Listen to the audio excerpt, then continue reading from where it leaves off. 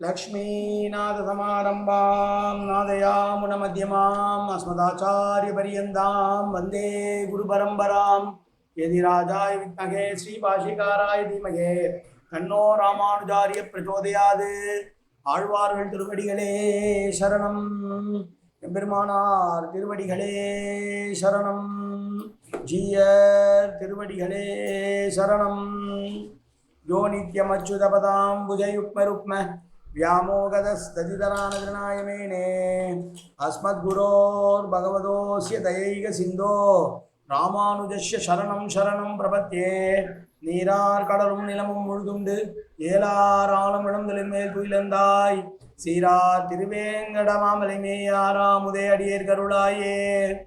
எல்லாம் வல்ல ஏழுமலையான் பெருங்கருணையால் 4000 திவ்ய பிரபந்த பாத்திர பதிவேற்றங்களின் வரிசையில் இன்னைக்கு 2531வது நாள் பாசுர பதிவேற்றம். திருமங்கை ஆழ்வார் அவருடைய பெரிய திருமொழியிலே 11ஆம் பத்திலே வரக்கூடிய 8ஆம் திருமொழியுடைய 6வது பாசுரம். இந்த பாசுரம் 1080வது பாசுரம். படை நின்ற பைந்தாமரையோடு அணிநீலம் மடை நின்று அலரும் வயலாளி மணாளா இடையன் எரிந்த மரமே ஒத்து ஒத்து இராமே அடைய அருளா எனக்கு உன் தன் அருளே. இவர் திருவாலி நாட்டினுடைய தலைவர். அந்த தலைவத்தினுடைய அந்த ஊரினுடைய பெருமாள் மணவாளர். எனவேதான் எப்போதும் அழகே மணவாளன் என்கிற மணவாள பெருமாளை பற்றி மிகவும்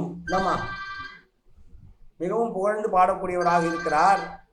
திருமங்கை ஆழ்வார் திருநாளிவாட்டுக்கு தலைவராக இருப்பவார் அந்த நாட்டில் இருக்கிற மணவாள பெருமாளிடம் மிகவும் காதல் கொண்டவர்.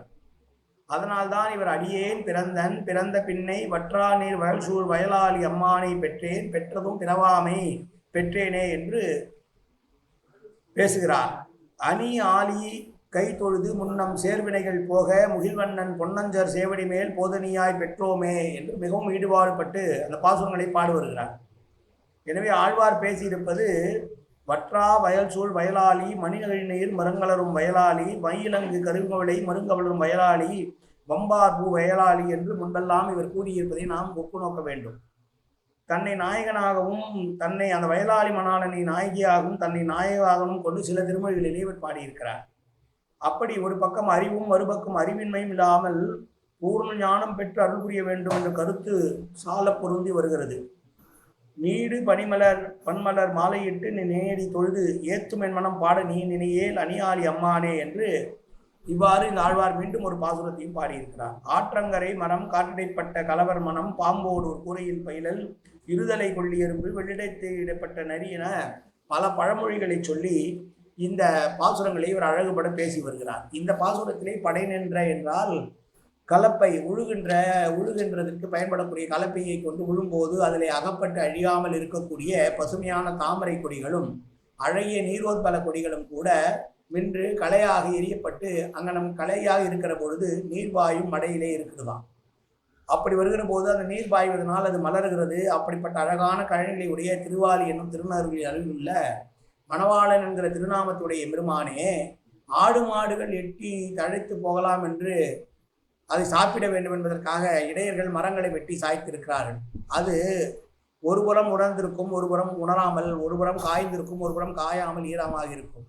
ஆனால் நீ என்னை அப்படி வைத்திருக்கிறாய், நான் உன்னையே அடியும்படி எளியவனான அடியனுக்கு உனது கருணையை அருள்வாயே என்று கேட்கிறார். காரணம், நான் பிறவி எடுத்து துன்பப்பட வேண்டும் என்று நினைக்கிறாயோ என்று அஞ்சிக் கொண்டிருக்கிறேன். இங்கே பூக்கள் கழனியிலே இருக்கக்கூடிய பூக்களை எல்லாம் வெட்டி போடுகிற போது, கழனியை சுத்தம் செய்கிற போது ஒருபுறம் ஈரமாகவும் ஒருபுறம் ஈரமில்லாமல் இருக்கும்.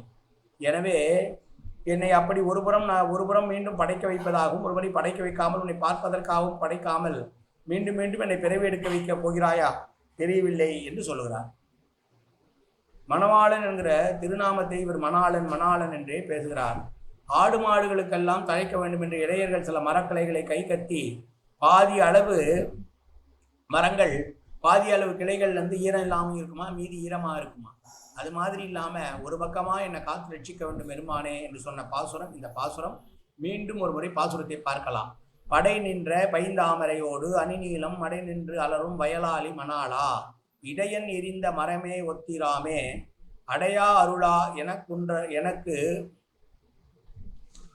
எனக்கு உந்தன் அருள் அருளாயே காயேன வாச்சா மனசேந்திரியர்வா உத்தியாப்தனாவா பிரகதேசுபாவாது கரோமி எத்தத் சகலம்பரஸ்மி ஸ்ரீமன் நாராயணாயேதி சமர்ப்பயாமி. உடலாலும் உள்ளத்தாலும் வாக்காலும் சகல விதமான பாபங்களும் தோஷங்களும் நிறைந்ததாக உலகத்துடைய இருந்த போதிலும் அடியேன் செய்கிற நல்வினையோ தீவினையோ அத்தனையும் உடைய கமலமலர் பாதங்களில் சமர்ப்பிக்கிறேன் கண்ணா. காத்தருள்வாய் கண்ணா, ஏற்றுக்கொள்வாய் கண்ணா. எப்போதும் திருநாமம் கண்ணா கண்ணா கண்ணா என்ற நாவில் வருவதற்கு அருள்வாய் கண்ணா. சர்வத்திர கோவிந்தநாம சங்கீர்த்தனம். கோவிந்தா கோவிந்தா கோவிந்தா கோவிந்தா கோவிந்தா கோவிந்தா கோவிந்தா கோவிந்தா கோவிந்தா.